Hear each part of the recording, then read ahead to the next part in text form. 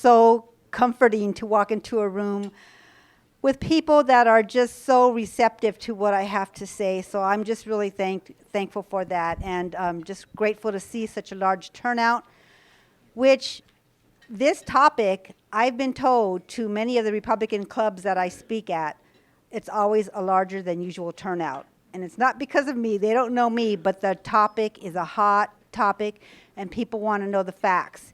And I don't know if you've experienced this, but as far as what I've experienced through the months of talking about this, people have a very difficult time to believing that comprehensive sex ed is what it is today in our public schools. We all remember getting sex ed when we were in the 5th or 6th grade, whatever it was. And the boys were separated and went to one room, and the girls went to the other room, and we learned biology and all those things about the period and the fallopian tubes, and that's not what this is all about. This is something totally different. So I'm just very grateful to be here, very grateful for my friend Sandy Gray, who, when she lived down in Southern California, was part of our ministry team at our church, our Real Impact team. And Real Impact is part of my church, but we are very active. We were the headquarters during the Prop 8 campaign. We processed all the volunteer petitions. I led the scrubbing of all those volunteer petitions. We were also the headquarters for the petition to repeal the LGBT transgender history bill, SB 48. We had a headquarters. I was also the proponent on the repeal of the co-ed bathroom bill, AB 1266. That is still in court. We have not given up on that because our counties, our state, has thrown out valid signatures. We just recently, maybe a month ago, are appealing to a higher court because your signatures were thrown out when you signed legally and officially as registered voters. So we're still fighting that. John Eastman is our attorney. You remember John Eastman? So we've been in the fight in a lot of different ways. As a matter of fact, a quick side story. Sandy and her good friend Peggy Mew helped scrub petitions on the last night of the bathroom petition when we had to turn into the 58 counties. We pulled, I'm not kidding you, 26 hours straight of scrubbing those signatures on the petitions. Sandy and Peggy were there for all 26 hours. That next morning, as the sun came up and everyone went out to the different counties to deliver petitions, Sandy and Peggy still got in the car, went to LA County, and delivered our petitions. You have a trooper on your hands here.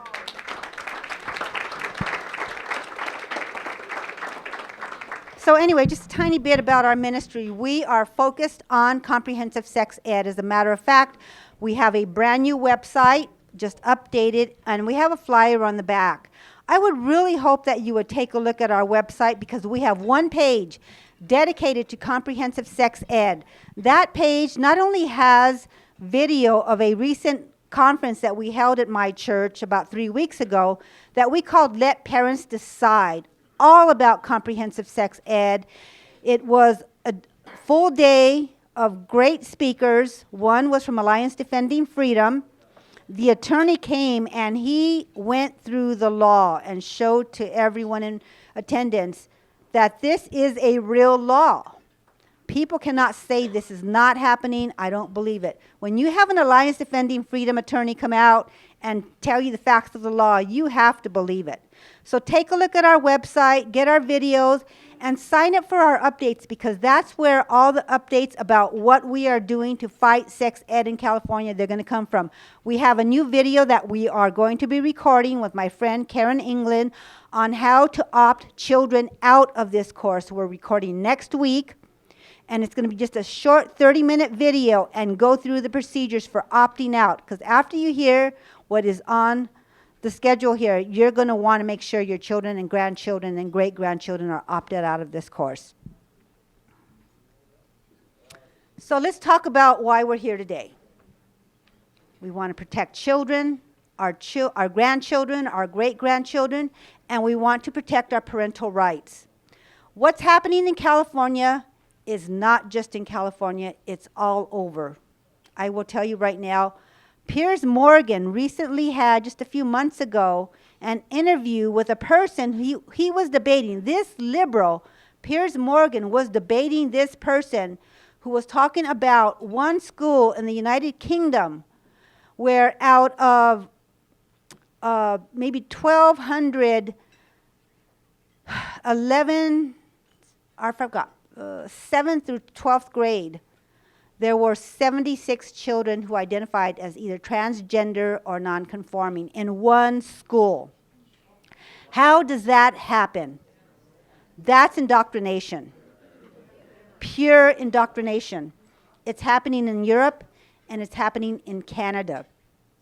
And we also have another school that they've been talking about, Ontario, where they actually passed a law in Ontario, Canada, that says, it doesn't say it word for word, but we know how to decipher legislation, that if you're not agreeing with your child who wants to identify as the opposite gender, the law can come in and remove your child. That's Bill 89, passed in 2017 in Ontario, Canada. Ontario, Canada is the worst, worse than California, believe me. But it's also happening in the United States and other states. There is a father who is fighting his wife, who he's divorced, because the wife is raising the son as a girl. And it's been a big court case. He actually goes to court next month, but it's popping up all over the United States also. And this is all about the indoctrination. This mother thinks that it's okay to raise his son as a girl, and the father completely objects. But we have to be aware of what is being pumped into the minds of very, very young children. And so let me give you the proof that this is happening in our public schools. So this is all about the sexualization of children. This is not just about LGBT indoctrination. It's about sexuality and opening the doors to our children thinking of themselves as sexual beings at the very youngest ages. The American College of Pediatricians did a report in 2018. And after reviewing all the programs and the curriculums, the supplemental materials, the videos, and all of these organizations, this is a conclusion that they came to. And I know you're having a hard time reading this, so I will just read it. It's that they believe that children should be free from sexual inhibitions. I mean, there's natural modesty that we have, right? That they should lose their outdated moral constraints. Who has moral constraints? Christians, right? Those are outdated, right? That's what they're saying. And that children should be free to enjoy sexual pleasure. And one final one, that they should be able to make up their own minds about when they're ready to have sex. All the material that I've been through, I will agree with every point that is made by the American College of Pediatricians. This is a very recent report. You need to be aware of what they are doing to our kids. So, as I have been out talking for months and months about comprehensive sex ed in California, people are having a hard time believing that it's a fact. I would say no, it's a law. You can look it up. It's AB 329. It passed in 2015. The legislature passed it. The governor signed it, Governor Jerry Brown. And it's real. Go look it up. People won't look it up, right? So I had to figure out a way to give them the proof that this was happening in my short presentation. So one of the things I have done for my presentation is giving you the evidence throughout so you can explain this to people. Just yesterday, I had another person tell me that her friend, who is a teacher in a California public school, said, "Oh no, it's not coming to my school district." That is not the truth. The teacher is saying this because of a lack of knowledge and understanding. There is not one school district in California that is exempt. So I'm going to explain this to you. So, Dr. Shirley Weber is the author of AB 329, the California Healthy Youth Act. She introduced the bill. It's a much longer videotape, but I just took a short 1-minute clip to let you say it in her own words, introducing this bill. Okay, my media team. Thank you all.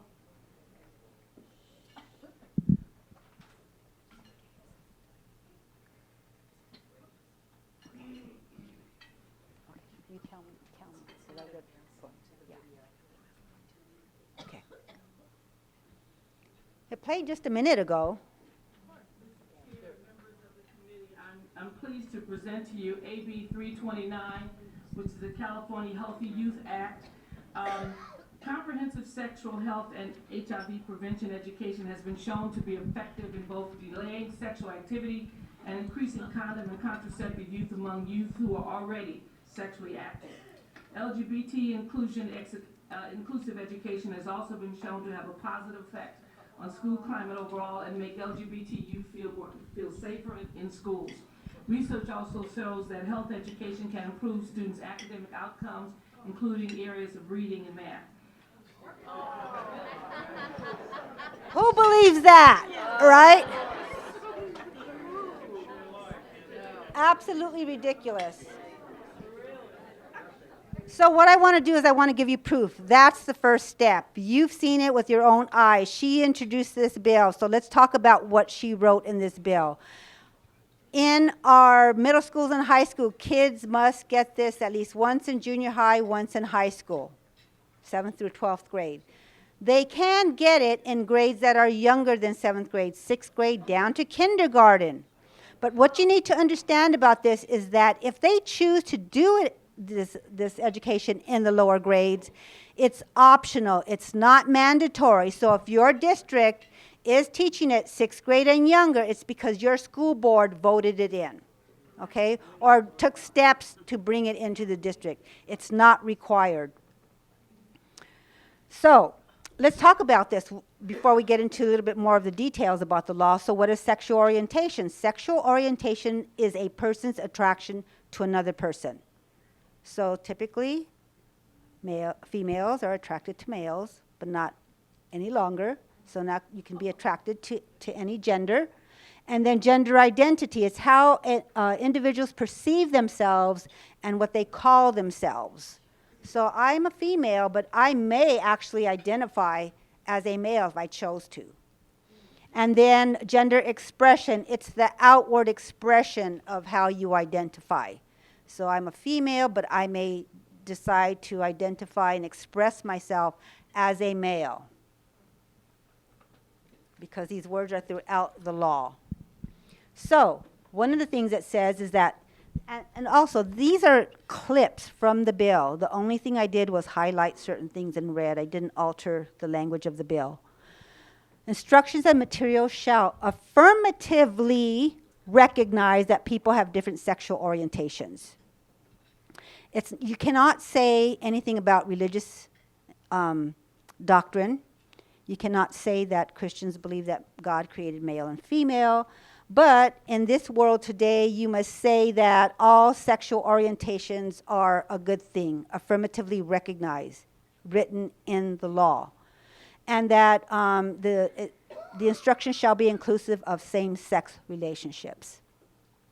That we're also supposed to provide pupils with knowledge and skills. They need to develop healthy attitudes about gender, sexual orientation, and other things. Now think about this for a second. Teenagers. Do teenagers not already have attitudes? Right? Yeah. Okay. But now the state wants to help them develop their version of what a healthy attitude about sexuality is. For them to admit that they want to change the way our children perceive sexuality, I mean, they don't even have to hide it any longer. And that instruction and material shall teach pupils about gender, gender expression, gender identity, and the harm of negative gender stereotypes. Back to gender expression and gender identity. A long time ago, when we would see a man dressed as a woman, there was a name that they referred to them as. But nowadays, it's a very good thing in our society to be able to express yourself that way. But they're teaching our kids that this is healthy, that this is normal. And then the harm of negative gender stereotypes. Who has negative gender stereotypes about all of this sexuality, modern sexuality? Christians. I do. One in the audience here. Christians. We are the ones that have the negative gender stereotypes. Even though we may be very, very loving and gentle people, they consider us the ones who are negative. This is important. School districts are allowed to bring in outside consultants. Sometimes there are teachers who say, I don't want to teach this. I'm not going to teach this. I'm a Christian. I don't believe in this. So the school is allowed to bring in Planned Parenthood, you name it, anyone, any other organization that is out there that is volunteering to come in. And there are plenty who are willing to come in to the classroom. But this is what I say to those Christian teachers. I would rather have a Christian teacher who does not want to teach this course, teaching this course, instead of an activist. So poor teachers, I just really feel bad for these teachers, but I think that's a way of protecting our children, if we could have the Christian teachers there and do the minimum of what they actually have to do. So let's talk about the state of California and them furthering pushing this indoctrination upon our children. It's the California Health Framework. They have a website that I took a snapshot of on the left. And at the very bottom, you are going to see a red box that I've outlined and I've enlarged on the right-hand side. The health framework in California is a document that is a guide or guidebook to our administrators, to our curriculum writers, of how to comply with the state law. So there's a lot of material in there. The school district does not have to follow the guidebook, but it's highly recommended. One of the things that our state of California actually did was recommend this list of books here that I've bullet pointed for you. I've seen the books, I've read the books, and I won't go through all of the books, but I will go through one right now, because I want you to see the types of things that they are recommending. And after parents went through some of these books and they were outraged, the state of California decided to pull this recommended list of books. But what you need to understand, this is very important, the books can still be brought into the classroom. Why? Because they comply with state law, okay? So they expose the teachers to this list. The teachers know the books are there. They can buy the books. They can bring them into the classroom. Here's one small paragraph on page 157 of the book titled, What's Happening to My Body, Book for Boys. There's a question asked. Is it weird for a boy to masturbate with other boys? Some boys learn about masturbation from other boys. Some boys even experiment by masturbating together. Boys who think this often worry about whether this is weird. Sometimes they think it means they're homosexual. Sanctioned by the state of California, recommended by the state of California at one point. It was written by Lydia Maderas. So, and that's what all those books are all about. And so it just goes to show you where the state of California is coming. They do not share our worldview. Absolutely not. So let's talk about the actual curricula that is in the classroom. I'm going to give you some quick excerpts. I can't go through everyone, but I've read them, and they're terrible.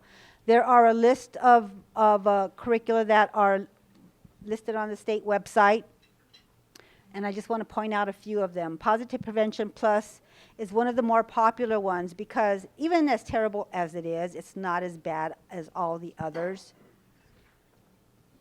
But let's start with Positive Prevention Plus. Here's a question that the teacher asked the class. Imagine being a different gender. What would your life be like? I mean, this is an actual exercise. She asked the class to stand up, turn around, sit down, and think about this. What would it be like to be a different gender? What does this have to do with sex education? Why can't we just teach biology? Why do we have to cause our children to ponder these things? Can you imagine a child going home at night, putting his or her head down on the pillow, thinking about what they learned in sex education that day? My sensitive son would have been appalled. And I'm sure there are a lot of kids that would not like to have these topics brought into the classroom. Rights, respect, responsibility. Rights, respect, responsibility is an online curriculum that you can actually read the entire, probably 200 pages. If you go to our Real Impact website, we have the link there where you can actually read it. And I would love for you to do that so you can see how terrible it really is. So the question here is, when do you think someone is ready to have sex? Either oral, vaginal, or anal sex with their partner. I can't tell you how many times they refer to anal sex throughout these curriculums.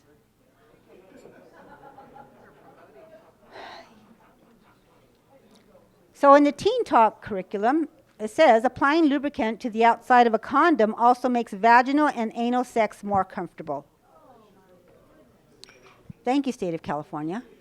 Be real, be ready. The right to consent to sensitive LGBT or sexual health-related services without permission from your parent, guardian, or primary caregiver if you are 12 years old or older.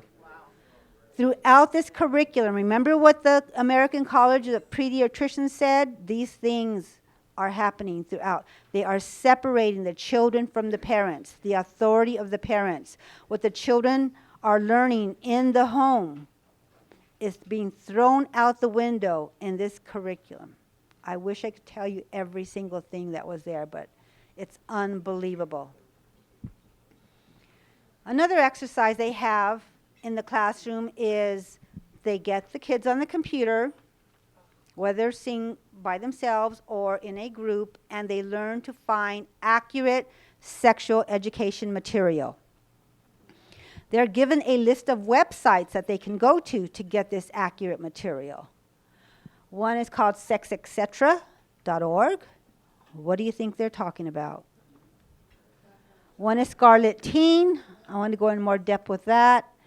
Planned Parenthood, which is the absolute worst. If you want to look at this website, you have to actually do plannedparenthood.org/teens to get to this website. They don't hide a single thing. They say everything. And then there are others. But let's talk about Scarlet Teen for a minute. So when the children in the classroom go to Scarlet Teen, this is what they're going to find. This is a snapshot of their website. This website was started about 10 years ago by a lady named Heather Karina, and it's all about sexuality, all kinds of sexuality.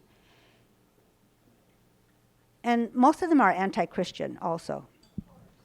But if you look down at the blue arrow, you're going to see a little book right there. That book is written by Heather Karina. This is the book.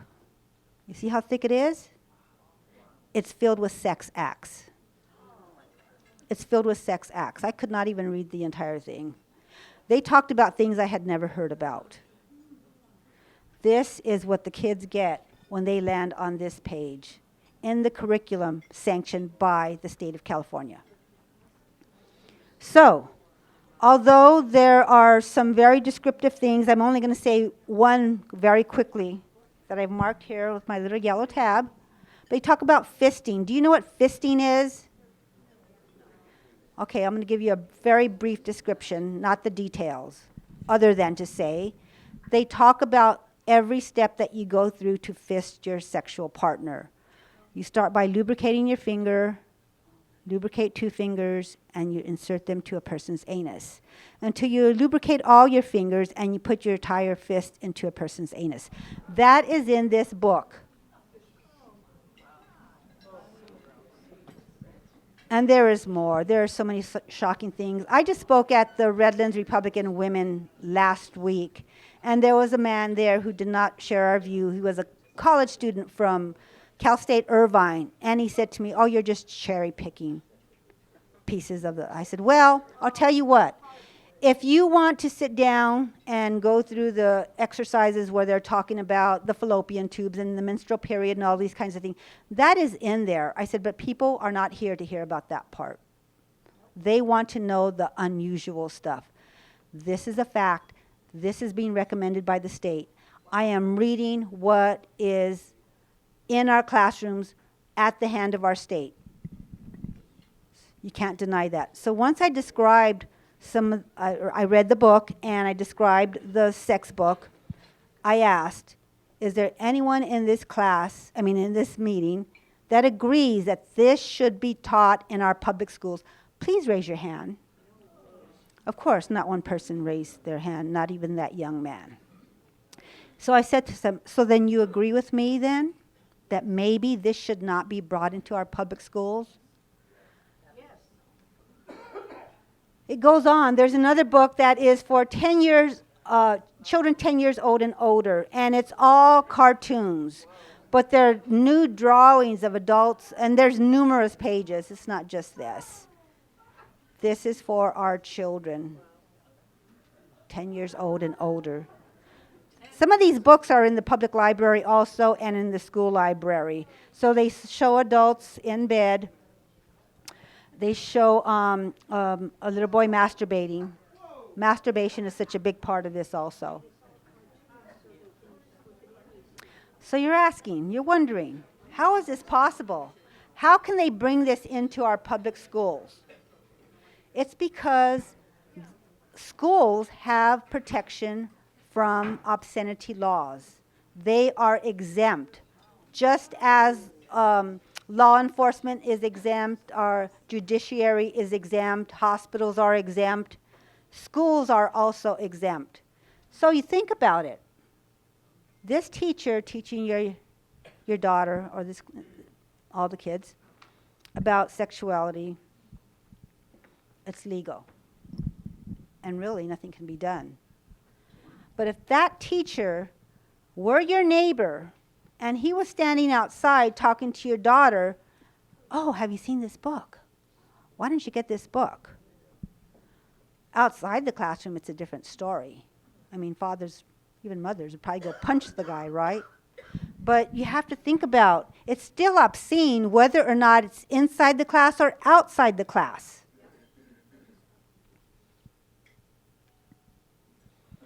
So what do we do about this? How do we protect our children? We are allowed the right to opt our child out of that classroom. Now, there's a lot of districts are saying different things about the opt-out form. Some districts are actually saying, no, we're not going to let you opt out. Some are saying, yes, we will let you opt out. Some have written their own opt-out form. But we found an opt-out going through the Ed Code that allows families to opt their children out based on religious and moral beliefs. That is the opt-out that we are using. It has been written in collaboration with Karen England from Capital Resource Institute and Alliance Defending Freedom. It's a solid opt-out. We should have it posted on our Real Impact website, hopefully by this week. Next week we will record our video, and we need a few days to edit, but we will have that package put together for parents, grandparents, to learn how to opt their child out of that course. School districts have a lot of leeway. They have the right to determine which of the curriculums that they're going to use, as the ones I just described. They're going to decide whether or not they're going to teach it in the younger grades. They're going to decide also how many days they're going to be teaching it. And there's a few things that they can play with. And hopefully you have a good conservative school district that will do its best to protect our children and minimize the damage We're going to take questions, yeah. So this opt-out is based on Ed Code with strong language from Alliance Defending Freedom with a cover letter that's going to go along with it, describing the right we have to opt out. So stay tuned for that. We need you to know about that because we are calling this the opt-out movement. We want as many children as possible to be opted out of these courses so that it ends up being maybe only 1 or 2 or 3 kids in the class.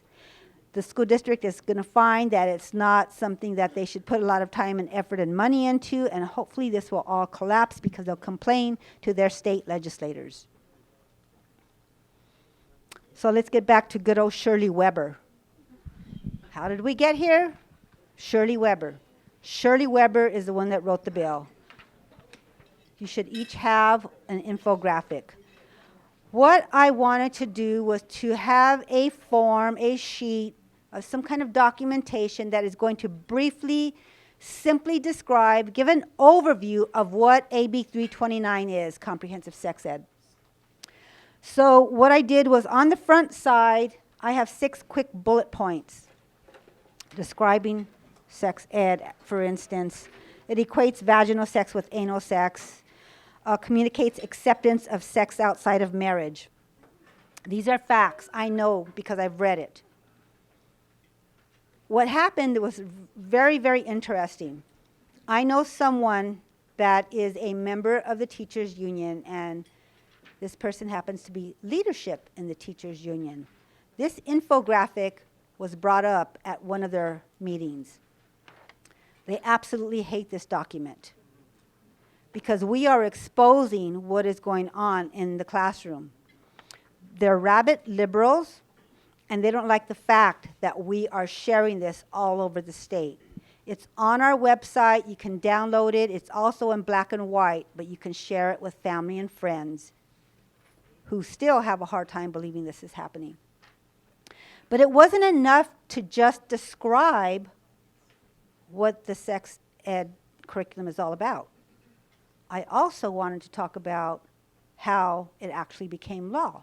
So what I decided to do on the back side was to describe the voting process that they went through. And I show at the very top box those who opposed AB 329. Take a look at those senators and assembly members. Not only do you see their names, but you see their party affiliation. So 40 opposed. 40 said no to this education for your children. Thank God for these men and women. Then look at the larger box at the bottom. What do we see there? 77 voted in favor of teaching your kids this type of sexual education. These men and women have hijacked your parental rights. They think they know better than you about how to raise your kids, how to teach your kids healthy attitudes about sexuality. Should we not be surprised? One Republican, Rocky Chavez, voted with the Democrats. He's no longer in office. Thank God.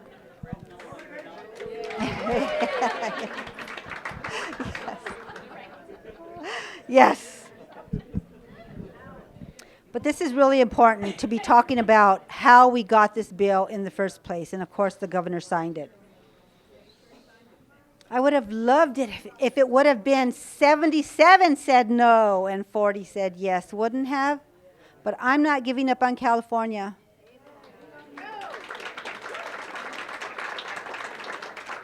I am here to fight. I have given over 30 presentations on this topic alone in the last 6 months.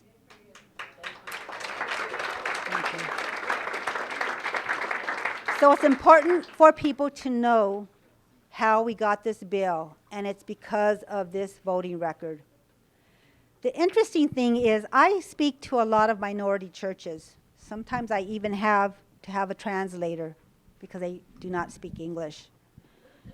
It's a mixed audience. And one of the things I want to do when I go into their district is I explain who voted for this bill, whose name is on the back of this voting record. And I bring, this is your district. Here's a senator and assembly member who were in office in 2015 when this bill was voted in. They're still in office. But I do this in districts that don't typically get together as conservatives. Churches, a lot of times, churches. And I raise this voting record to them. So I say to them, so here are the men and women who voted for this bill. They represent your district. You don't have to raise your hand, but did you vote for them? Obviously, they don't share your worldview. And you should see the people squirm in their seats because they really don't understand the connection. And I say to them, you know, we have an election coming up. There's a chance to change the route that we are in California when it comes to this. And these men and women, they're listening intently. So I say to them, would you ever vote for someone that wanted to teach your child this type of sex education? I wouldn't. How many are with me? Raise your hand. You would not want your children to learn this.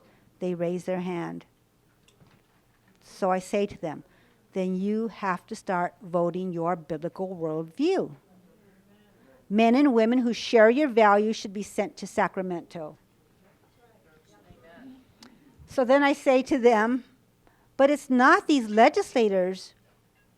They're not the only only people that we should be talking about and not blaming, but saying that they're the cause. Because who else is involved? Citizens. Starts with the vote. You have to be registered to vote. If you're not registered to vote, you must register to vote if you're a citizen. You have to take these votes seriously. Then let's talk about what happens when you vote for a representative and they get elected. They go to Sacramento with their beliefs and their ideas, just like Shirley Weber did. And she introduced AB 329. And then she drafts bills based on her beliefs and her ideas, just like she did with AB 329. And then our legislators get to vote on these ideas that Shirley Weber had. And then the bills sometimes become law, just like AB 329 became law. And then it affects you and your children. And I'm explaining this to the minority churches who are not as active in the political realm as you are. And it's really an eye-opener to them because I know they come and they tell me afterward, thank you for explaining that. People are not making the connections. So I say, okay, we have an election coming up March 3rd of 2020.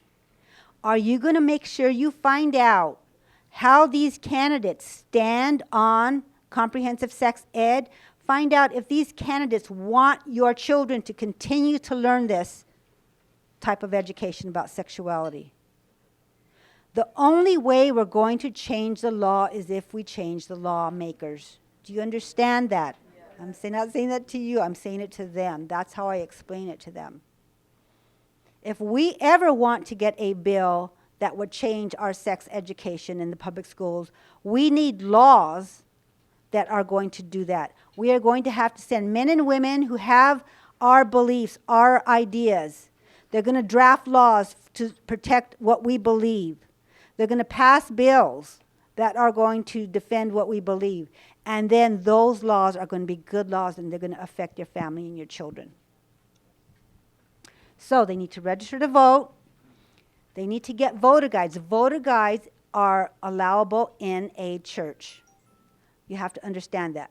On our Real Impact website, we will be posting those websites. We're trying to get all of the minority churches, all churches, to hand out voter guides at election time. And then we need to vote our biblical values. I say to these people, stop voting according to your family tradition. I did that for years. I was a Democrat. I grew up in a home where my father was a truck driver. My father was a dedicated, loyal Democrat.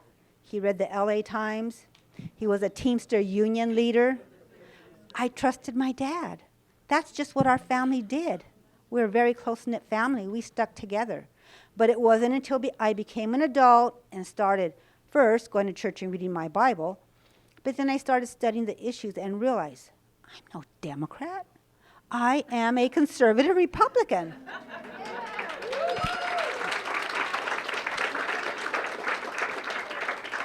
So eventually, my brothers and sisters, we all became conservative Republicans, with my mom and dad, with my mom and dad being the holdout. So this is what I did. And this is why I decided to put the voting record on the back of this, was because I would go to my father, who at the time lived in Pico Rivera, and I would say to him, Dad, your senator, Ron Calderon, does not share your values, Dad. I would take a voting record on different bills, and I would show him how his senator was voting on the bills, things that I knew he would care about. And I said, Dad, do you support the same, what Ron Calderon is voting on? And he would say, Mija, you know I don't.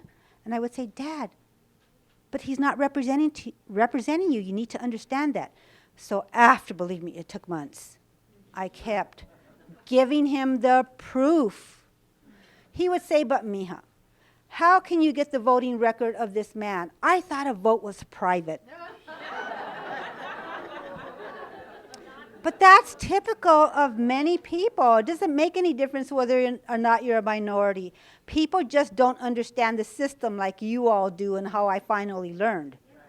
They need the proof. When you're trying to convince someone, take the voting record, take the proof, go to the state's official legislative website and get the proof of how they voted on certain bills. My dad finally voted for John McCain against Barack Obama. Yeah. It was work, but it was worth it. But it's the same thing with many minority communities. I need to tell you that right now. You need to give them the proof, okay? And finally, I want to finish with this. We started an online petition, the California Parental Rights Petition. If you go to Citizen Go and sign our petition, there is language that was written by Alliance Defending Freedom. And this petition is addressed to our lawmakers and our policymakers saying that we do not agree with this sex education. We do not like AB 329. We want you as lawmakers and policymakers to protect our parental rights, to raise our children the way we deem our family is going to do, right, as far as our biblical perspective and our conservative values. We need people to sign because we are going to start sending these petitions, the numbers, to these lawmakers and to these policymakers from Senate, Assembly, and school district. We have, in just short of a month, 11,000 signatures. And we want candidates also to know. So please connect with us, and let's not give up on California. You remember this face? Shirley Weber? She's not going away. Nor Jim Bill and Evan Lowe. They're here for a while. They're going to continue to write laws that do not coincide with our values. We need to get out there and vote and educate family members about what's going on in our public schools. I'm giving you proof. Share it far and wide, and let's change California. Thank you.